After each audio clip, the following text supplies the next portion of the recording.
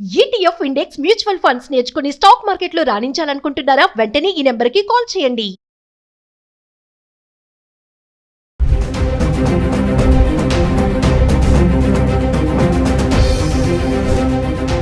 నమస్తే, welcome back to Suman TV. ప్రస్తుతం మనతో పాటు ఉన్నారు అనలిస్ట్ మందరి కృష్ణారెడ్డి గారు. నమస్తే సార్. నమస్తే అమ్మా.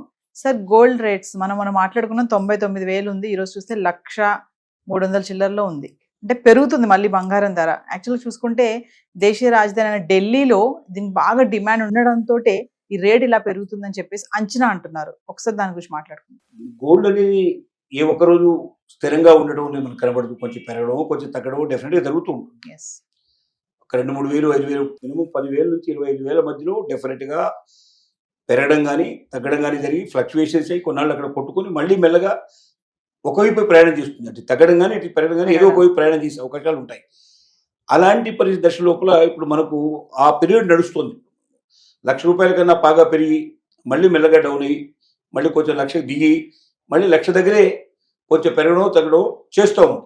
దీనికి ఏంటంటే ముఖ్యంగా ఒకవైపున యుద్ధం లోపల మనకు ఆల్మోస్ట్ ఆల్ ఇరాన్ యుద్ధం నిలిచిపోవడం, తర్వాత ఇంకా మనకు ఇజ్రాయిల్ ఇప్పుడు గాజా మీద వాటి మీద చేస్తున్న దాడులు కొంచెం ఉన్నా కూడా అవి కూడా తొందరలో వాళ్ళు కూడా పూర్తిగా యుద్ధం ఆపుకునేందుకు సిద్ధపడుతున్న లక్షణాలు కనబడటం, తర్వాత పెట్రోలియం ప్రొడక్ట్స్లో కొంచెం రేట్లు తగ్గడం, వీటన్నిటి మూలంగా కొంచెం గోల్డ్ రేటు పెరగడం కనబడుతుంది మనకు. అంటే ఢిల్లీ లోపల రేటు పెరగడం అంటే అక్కడ రేట్లు పెరుగుతున్నా లేదా డిమాండ్ ఎక్కువ పెరుగుతుందంటే దాని అర్థం పబ్లిక్ నుంచి వచ్చే డిమాండ్ కాదు, ప్రభుత్వాలు గోల్డ్ దాచుకోవడానికి సిద్ధపడ్డప్పుడు వచ్చేటువంటి గోల్డ్ కొని పెడుతుంటాయి. ఆ మధ్యకాలంలో మనం కూడా బాగా విపరీతంగా ఉంది అనేటువంటి భావనకు వచ్చాం. మళ్ళీ ఈ మధ్య కొంచెం కొంటే బాగుంటుంది అనేటువంటి దృక్పథంతో కూడా గవర్నమెంట్ స్టెప్స్ వేస్తోంది. అంటే గోల్డ్ కొనిపెట్టడం వల్ల రూపీ వాల్యూ స్థిరంగా ఉండేందుకు అవకాశం ఉంటుంది, డాలరుని మనం కాస్త ఎదుర్కోవడానికి అవకాశం ఉంటుంది. ఇతర దేశాలకు మనం పంపించేటువంటి ఏదైనా దిగుమతులు మనం తీసుకున్నప్పుడు మనం చెల్లించే సుంకాలు మనం గోల్డ్కు అనుగుణంగా ఉండేట్టుగా డాలర్లు చెల్లించాల్సిన పరిస్థితి ఏర్పడుతుంది. కాబట్టి ఇలాంటప్పుడు ఇది బాగా మనకు ఉపయోగపడుతుంది. వీటన్నిటి మూలంగా కొంచెం రేట్లు ఫ్లక్చువేట్ అవుతున్నాయి, కొద్దిగా పెరుగుతున్నాయి. ఇవి మరింత గొప్పగా పెరిగినట్టు కాదు, మరీ గొప్పగా తగ్గినట్టు కూడా కాదు వాస్తవంగా. కానీ సహజంగా 500,000 పెరిగితేనే బాగా పెరిగిందని, ₹1,000 తగ్గితే బాగా తగ్గిందని ఈ రకమైన భావన అలజడి ఉంటుంది. కానీ ఖచ్చితంగా ఇప్పుడున్న పరిస్థితుల లోపల రేట్లు విపరీతంగా పెరుగుతాయని విపరీతంగా తగ్గుతాయని చెప్పడం చాలా కష్టంతో కూడుకున్న పని. ఎవరైనా ఒకవేళ ప్రిడిక్ట్ చేసినా కూడా ఆ ప్రిడిక్షను ఏదో లాటరీ తీసినట్టుగా ఏదో జ్యోతిష్యం చెప్పినట్టుగా ఉంటుంది తప్ప వాస్తవికత కాదు.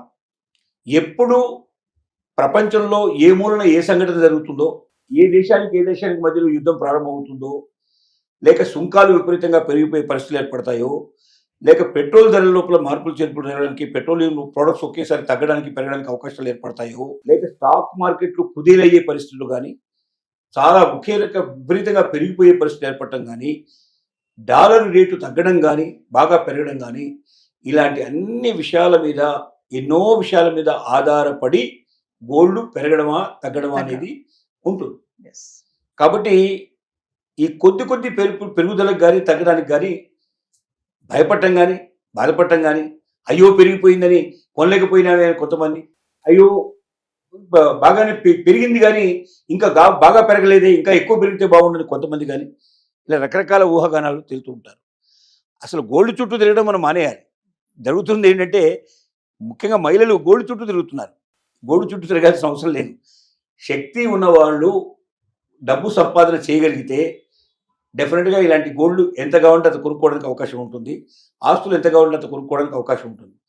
కాబట్టి గోల్డ్ మీద కన్నా మనలో ఉన్న శక్తి సామర్థ్యాలను పెంచుకొని మనం సమర్థతతోటి ఎక్కువ సంపాదన చేసి తద్వారా గోల్డ్ కానీ లేక ఇంకా ఏదైనా ఆస్తులు కానీ కూడబెట్టే ప్రయత్నం చేయడం వల్ల జీవితంలో స్థిరమైన సంపాదన, మనకు స్థిరత్వం సంపాదించుకునే అవకాశం ఉంటుంది.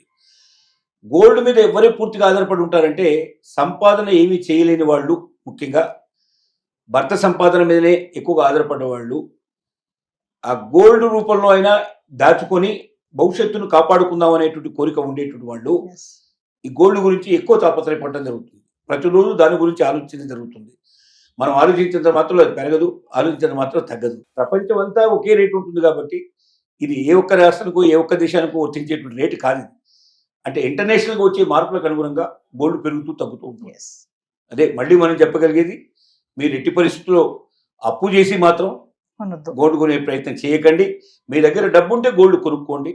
ఈ కొద్దిగా పెరిగినా కొద్దిగా తగ్గినా డెఫినెట్గా గోల్డ్ అనేది ఒక పెద్ద ఎసెట్. Yes. అతి తొందరగా మీరు ఎక్కువ టైం లేకుండా 5 నిమిషాలు 10 నిమిషాల్లోనే మీరు అవసరమైతే గోల్డ్ తాకట్టు పెట్టి డబ్బు తీసుకోవచ్చు. అమ్మదలుచుకున్నా అతి సులభంగా అమ్మడానికి అవకాశం ఉంది. బాండ్స్ రూపంలో ఉంటే ఇంకా చాలా ఈజీగా మీరు అమ్మడానికి అవకాశం ఉంది. ఎవరైనా దాచుకునే వాళ్ళు మాత్రం ఆర్నమెంట్ రూపంలో దాచుకోకండి. ఎందుకంటే ఆర్నమెంట్ రూపంలో దాచుకునేటువంటి ఏదైనా నగల రూపంలో దాచుకుంటే మీకు ఎక్కువ డబ్బు రాదు. ఆ నగల్లో మొత్తం టోటల్గా ఎక్కువ రాగి కూడా దాంట్లో కలిసి ఉంటుంది కాబట్టి అది 22 క్యారెట్స్ కింద లెక్క అవుతుంది, లేదా 20 క్యారెట్స్ కింద లెక్క అవుతుంది తప్ప 24 క్యారెట్స్ కింద రాదు. 24 క్యారెట్స్కి మాత్రమే ఇప్పుడున్న రేటు వర్తిస్తుంది. 22 క్యారెట్స్కి 20 క్యారెట్స్కి రేట్ దాదాపు 8 నుంచి 10,000 రూపాయల డిఫరెన్స్ ఉంటుంది. ఈ 8,000 10,000 రూపాయల డిఫరెన్స్ ఉండటమే కాకుండా దాంట్లో తరుగు ఎంత పోతుందో మనకు తెలియదు. Yes. స్వచ్ఛమైనటువంటి కడ్డీ రూపంలో కానీ బిస్కెట్ రూపంలో కానీ మీకు ఒక బంగారం ఉన్నట్టయితే అది మీకు డెఫినెట్గా 100% ఈ రేటుకు పోయే అవకాశాలు ఉంటాయి. దాన్ని మీరు ఇంకేదైనా ఆర్నమెంట్ రూపంలో మార్చినప్పుడు మాత్రం ఏ రేటు ఉంటుందని చెప్పలేము. దాంట్లో కలిసేటువంటి రాగిని మీద ఆధారపడి ఉంటుంది, దాంట్లో ఉండేటువంటి పొరిగేటువంటి రాళ్ల మీద వాటి మీద ఆధారపడి ఉంటుంది. ఇవన్నీ తీసేసిన తర్వాత, మజూరీ తీసేసిన తర్వాత, తరుగు తీసేసిన తర్వాత వాడు ఏ రేటు ఇస్తే ఆ రేటు మనం పుచ్చుకోవాల్సిన పరిస్థితి ఏర్పడుతుంది. కాబట్టి ఎవరైతే భవిష్యత్తు కోసం దాచుకుంటారో, భవిష్యత్తు లోపల ఏదైనా అవసరాలు ఏర్పడతాయి, మనకు డబ్బు అవసరమైనప్పుడు దీన్ని ఉపయోగించుకోవాలనుకున్న వాళ్ళు మాత్రం ఆర్నమెంట్ రూపంలో కాకుండా దాన్ని భద్రంగా కడ్డీల రూపంలో కానీ బిస్కెట్ల రూపంలో కానీ దానిగానే ఏ రకమైనటువంటి ఆహారం మనం దాని వస్తువు తయారు చేయించుకోకుండా యాజిటీజ్గా ఉండేటట్టుగా ప్రయత్నం చేయడమే లాభదాయకమైన విషయం.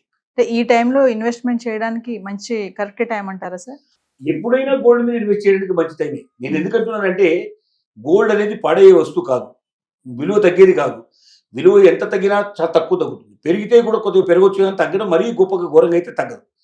10,000 15,000 20,000 రూపాయల డిఫరెన్స్ రావడం తప్ప 100% తగ్గడం అయితే ఎప్పటికీ జరగదు. మనం చూసాం కదా చరిత్రలో, ఎప్పుడైనా పెరగడమే తప్ప తగ్గడం ఉండదు. కాబట్టి గోల్డ్ ఎప్పటికీ పడిపోదు. కాబట్టి గోల్డ్ మీద ఇన్వెస్ట్ చేయడం ఎప్పుడైనా మంచిది. కానీ ఎవరు ఉన్నవాళ్ళు మీ దగ్గర ఉంటే చేయండి, మీ దగ్గర లేకుండా మాత్రం అప్పు తెచ్చి మాత్రం చేయకండి. మనం ఒకసారి కాదు 100 సార్లు మనం అదే మాట చెప్తున్నాం. Thank you.